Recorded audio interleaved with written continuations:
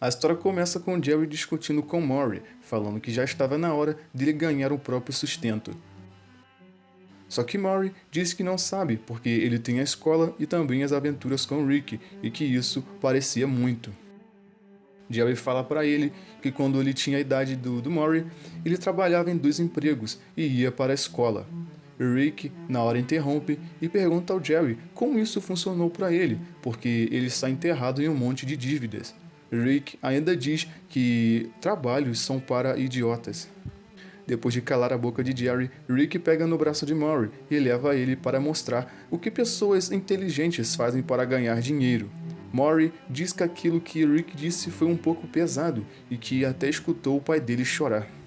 Então, Rick abre a porta da oficina e pergunta a Maury o que ele sabia sobre o mercado de valores. Maury dá uma explicação ali meia boca, tipo aquele amigo que não faz nada do trabalho da escola e na hora da apresentação é ele que explica. Rick vira e fala pra ele que era melhor ele não falar nada, né? Falar que não sabia, que iria ser menos vergonhoso. Rick entrega algo pro garoto e fala que aquilo era tudo que ele precisava saber sobre o mercado. Rick diz que aquele aparelho era capaz de prever o futuro, e com aquilo eles poderiam jogar na bolsa de valores intergaláctica e ganhar mais dinheiro do que eles podiam gastar em uma vida. Maury fica meio com o pé atrás. Ele pergunta a Rick se aquilo era legal, e Rick fala que tá de boa, que era legal sim. Confia. Então, eles entram na nave. Maury ainda deixa Rick meio pistola durante o caminho. Eles chegam em um planeta e Rick fala para Maury fazer exatamente tudo o que ele mandar. Na verdade, ele nem poderia estar ali. Maury ainda fica bravo. Querendo se pagar de bom moço ali, Rick ainda dá uma zoada nele. Logo em seguida, eles são abordados por um personagem chamado Professor Toque, detetive do tempo, primeira classe. Só que o Rick não vai com a cara desse maluco aí não. Ele fica ali olhando pra ele todo torto, com a cara de puto. Esse professor aí, detetive do tempo, pergunta o que eles iriam fazer ali, mas ele já sabia o que eles iriam fazer. Então o Rick fica pistola. Ele fala pra aquele cara que ele não sabia de nada, que viagem no tempo não fazia sentido, que era um paradoxo. Eles saem de perto dele para o Rick não encher ele de porrada. Maury fala para Rick que aquele cara não parecia tão mal assim. E de novo, o Rick fica pistola. Ele agarra o Maury pela camisa e perguntava onde estava o fio, se ele estava grampeado, quanto ele tinha pagado para o Maury vender a família dele. Todo mijado de medo, ele fala que não estava usando o fio. Ele fica apavorado, enquanto Rick, agora de boa, chama ele para fazer o registro antes do prédio fechar. Daí, Rick fala pro Maury que tudo o que ele precisava fazer era passar na varredura de DNA quântica para certificar que ele se registrasse na linha do tempo adequada. Que depois que eles fizerem isso, eles poderão fazer esse processo no conforto da casa deles. Só que Maury continua inseguro. Ele fala pro Rick que tá com o pé atrás sobre isso. Ele ainda acha que aquilo não era legal.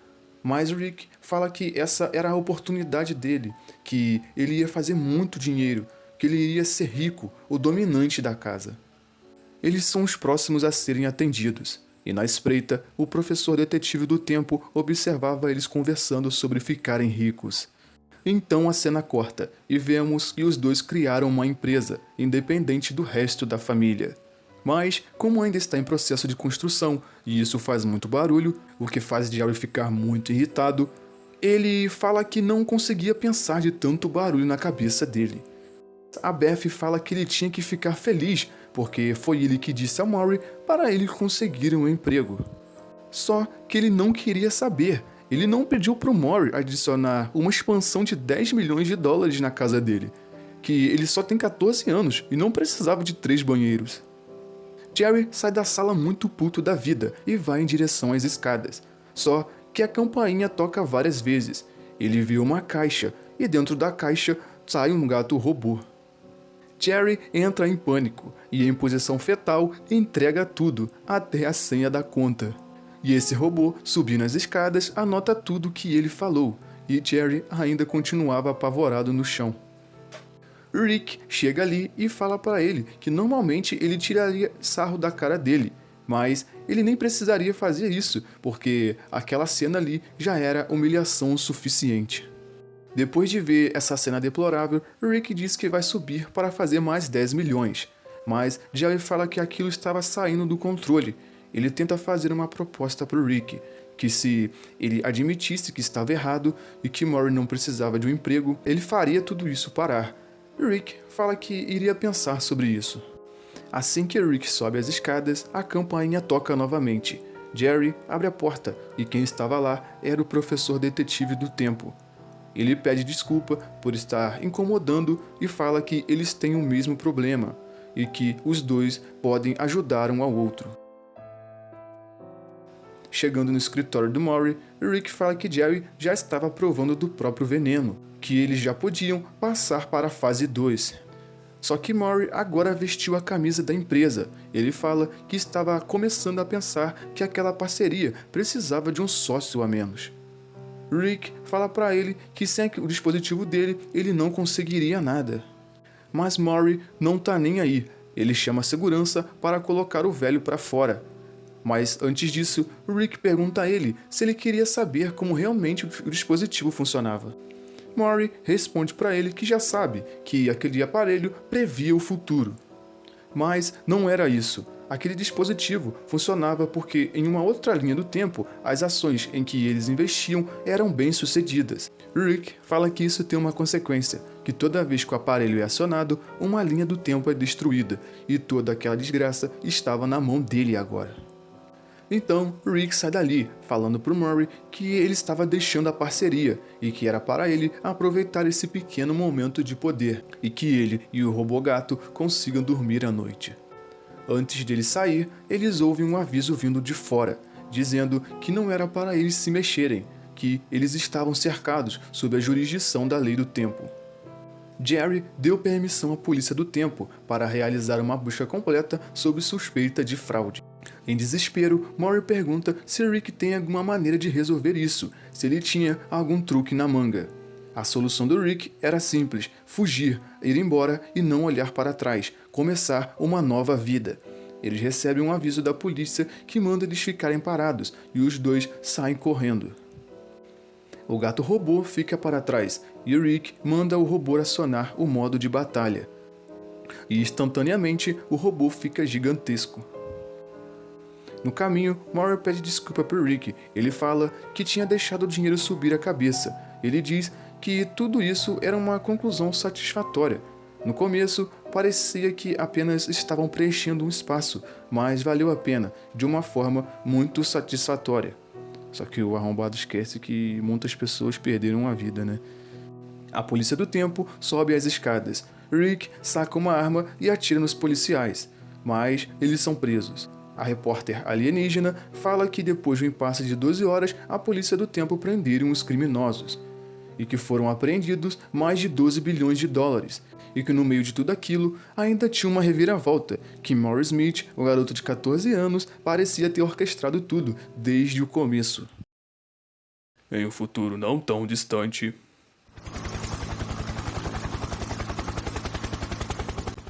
Parados, fiquem parados! Ei, mandei não se mexer! Você também, calvo! Atira, atira! Summer! Fica quieto! Pronto? Pronto.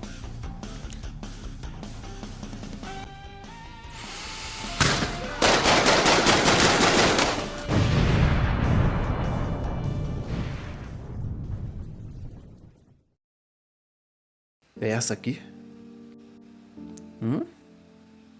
Como você conseguiu essas cicatrizes? É uma longa história. Atualmente... Ai! Os dois vão para o julgamento. O juiz fala que eles estavam sendo acusados de crimes hediondos, manipulação dimensional, roubo e destruição de realidades paralelas, agressão com arma letal, resistência à prisão e, o mais recente, solicitação de sexo ao juiz. O juiz e os outros recusam a oferta e os consideram culpados. condenam eles a serem punidos com muito rigor, e nisso eles são condenados a cumprir o resto da vida deles em um labirinto.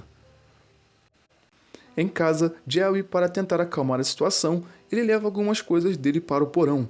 Ele chama o erro dele de pequeno deslize, mas Beth diz que Jerry e a inveja dele fizeram o sogro e o filho dele irem presos, e que nunca mais eles podem voltar. Beth e Summer estão decepcionadas com ele. Com raiva, Jerry derruba uma caixa que estava com as coisas do Rick. Como já sabemos que Jerry é um imbecil, ele fala com ele mesmo para fingir que tudo está bem e começa a chamar o porão de Jerryland, e que agora ele faz as regras. Ele fica ali dizendo que vai ser um novo início de uma aventura na vida dele, e que aquilo vai ser mais um capítulo na história da vida dele. Ele nem percebe que do frasco que ele deixou cair, saiu algo. Rick e Morty estão prestes a serem deixados no labirinto.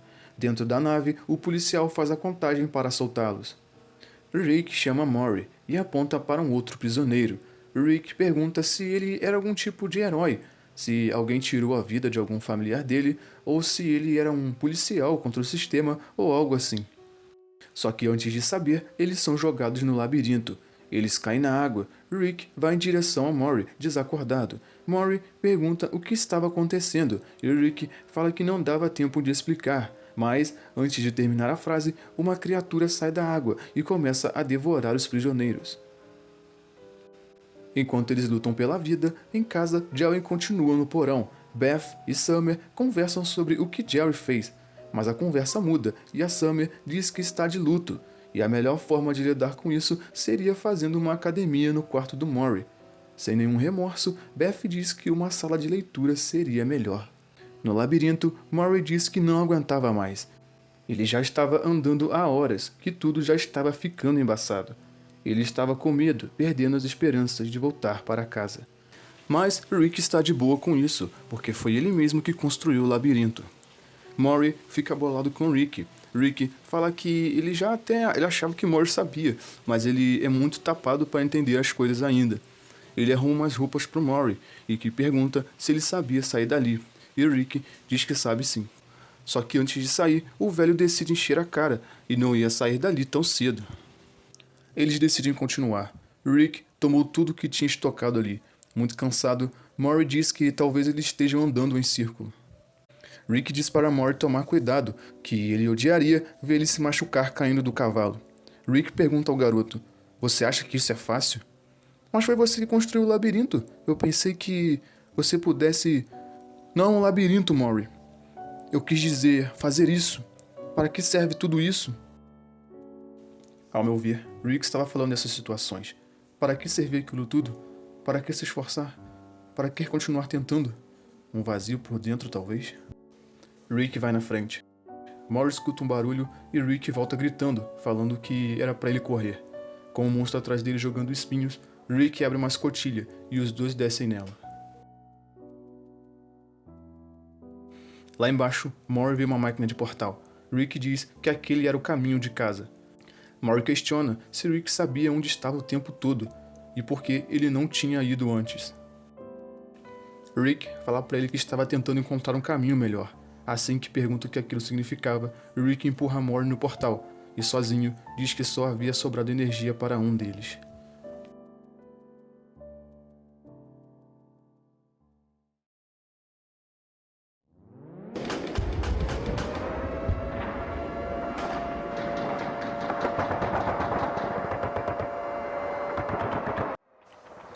Senhor, notícias urgentes da frente.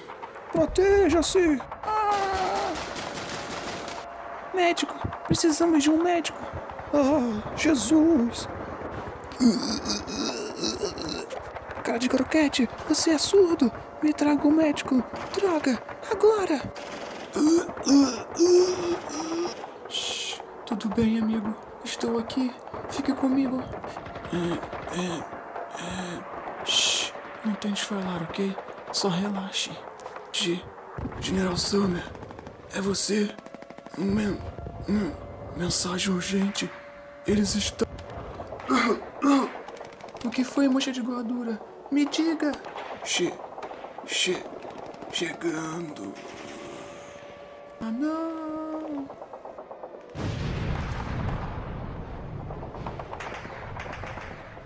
General, você está bem? Cara de coquetel, os taquitos, onde? Desculpe, general, mas não podemos voltar agora. Não há tempo. Encontre tempo. Caso contrário, já perdemos. E quanto ao resto de vocês, preparem-se. Temos a guerra para travar.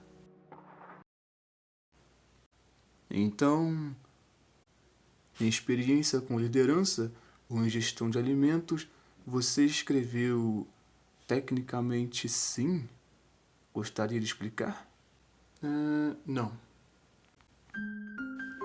Do lado de fora, acontecia uma venda de garagem. Maury, ao ver isso, fica muito bravo com Jerry. Ele fica tão bravo que dá um tapão na caneca de Jerry. E ainda chama ele de Jerry. Em seguida, ele sai dando o dedo. Olha a cara do Jerry. Enquanto Maury subia as escadas, Beth e Jerry conversavam sobre o comportamento dele, que era melhor superar logo o que aconteceu. Jerry dizia nem saber mais quem ele era.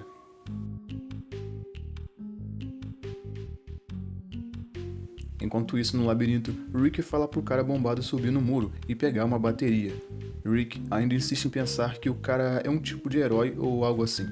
Rick estava muito curioso para saber o porquê o cara bombado estava ali.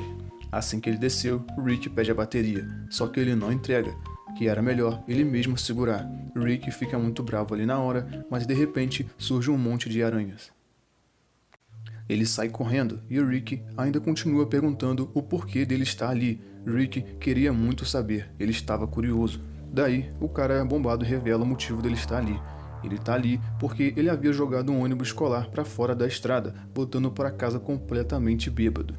Rick dá graças a Deus e diz isso enquanto aponta uma arma.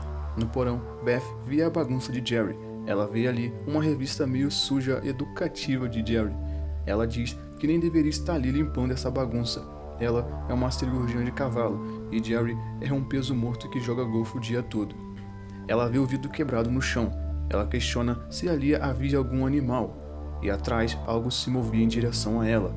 Chegando mais perto, a criatura ataca ela. Em uma completa escuridão, Summer chega em casa. Ela chama pelo pai, por Maury, e ninguém responde. Tem alguém aqui? Estou bem aqui, Summer. Sem entender o que estava acontecendo, Summer perguntava o que Maury fazia sentado no escuro sozinho. Maury fala para ela que havia um tempo que eles não paravam para conversar. Ele pede por favor para que ela se sente. Mas Summer fala para ele que ela tinha combinado com os colegas de trabalho e que iria se arrumar. Ouvindo esse não, Maury surta e parte para cima dela. Summer corre desesperada para a escada e, como um animal caçador, Maury agarra a perna dela. Summer, em seguida, dá um chute que arranca um dente de Maury. Summer agora parece estar em um filme de terror. Ela se tranca no quarto. Maury insistia em querer entrar. Você não pode ficar aí para sempre, Maury dizia. Em lágrimas, escutando um barulho, ela se levanta para ver. Era Maury enrolada em cima da cama. Do lado de fora, a voz de Beth pedia ajuda a Summer, dizendo que Maury tinha enlouquecido. Summer abre a porta e não via ninguém. E de repente, Beth surgia do nada e dava um soco, que por pouco não acertou Summer. Summer agarra a mãe pela cintura e as duas descem violentamente as escadas. Inconscientemente, os olhos da Beth escorriam lágrimas. O macabro Maury dizia que aquilo tinha sido ótimo e que estava curioso para saber o que Summer faria em seguida, já que ela estava com a perna machucada. Maury fala que vai usar o pé de cabra se for preciso. Ele dá uma outra opção, que era para ela se juntar a eles, se tornar um deles com o novo mestre alienígena. Que ela deveria permitir que ele se alimente da força vital dela e crie uma nova Summer, uma Summer melhor. Era o único jeito. Maury vai para cima de Summer, mas bem na hora, Rick chega e salva ela. Depois disso, Rick diz que aquela coisa que soltaram era um clonador classe 2. Deixe essa coisa fora da gaiola e verá ela derrubar toda a sociedade. Mas Summer fica desconfiada, perguntando se ele era o Rick de verdade. Rick diz que é, porque acabou de salvar a vida dela. Rick tinha ficado meses fora. Summer pede para ele provar que era ele de verdade. Ele conta uma história que quando ela era criança, houve um incêndio e que ela possivelmente não lembrava de muita coisa, mas... Zap! Ele atira nela. Pronto. Ele termina dizendo que se ele fosse um alienígena, não tinha mudado a configuração da arma. Era bom estar de volta. Voltando para casa assobiando, Jerry abre a porta e vê seu filho pulverizado no chão e sua filha desmaiada.